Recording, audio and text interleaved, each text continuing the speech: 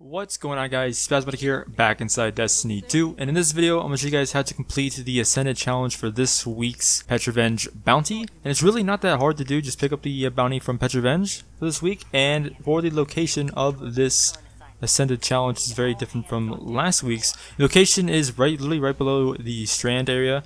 Go to the Gardens of Esila, or Esila, however they're pronounced, and once you head there, I'll show you guys how to get there in a second here, and I'll explain what to do once you get to the portal.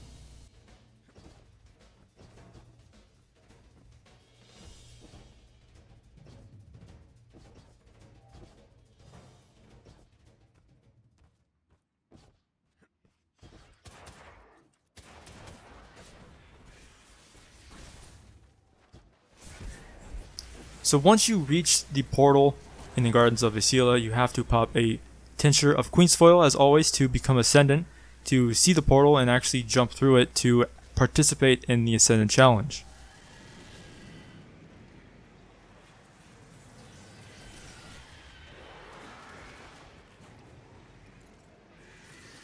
So once you enter the Ascendant plane, you'll realize that there are 3 charges marked on your HUD on your screen, and once you get all 3 of those charges, you have to slam them in the middle of the area where you first entered. So it's really not that hard to do. The only downside is that the enemies in this area are around 560 light. I don't know why I was fighting enemies here, but they do like one tap you. So the thrall, even though they're thrall, they will 1 to 2 swing you if you're low light. I was like 523 during this video.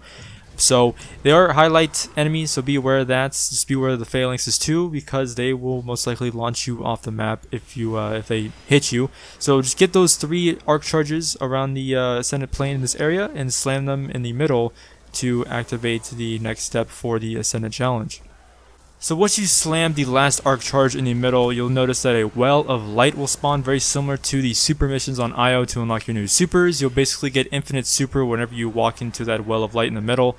And for this method, me and my friend, I ran Night Stalker, and I just kept running through the middle to get the Night Stalker super, while he was running a Chaos Reach. He died there, unfortunately, but as you know, the tether super will keep the enemies in place. So my teammate was just running the Chaos Reach new Stormcaller super, so he could melt the enemies pretty quickly. And this is basically all we just kept doing. I just kept running back and forth, getting my super, popping tether, while he was just melting the enemies with his Chaos Reach, which is pretty nice because the enemies do literally one-hit you, and using a tether will keep them in place, like I said, so they won't hit you as often as they would. They don't run around as much and stuff like that. So really helpful there. If you guys can use any other method, I know some people were just like sitting in the trees and just sniping or using a sky rifle or whatever from there, which is also a pretty decent method. But I just thought of this. I think it's pretty nice method to get this completed. And obviously once you complete the Ascendant challenge, you'll be granted a chest with a Revere Dawn armor piece, or Dreaming City armor piece, I think is what they're called. And then obviously if you turn in the bounty itself, you'll be granted a powerful gear. So I got a 531 Tiger Spite auto rifle, so you guys can see at the end of this video, and that is the highest kinetic weapon I have so far, so I am increasing my lights already. So hopefully you guys enjoyed this guide on how to complete the Ascendant challenge for this week. If you guys have any questions, please comment them down below, and if you guys enjoyed this video, don't forget to rate, comment, and subscribe, and I'll see you guys later back inside Destiny 2. Peace.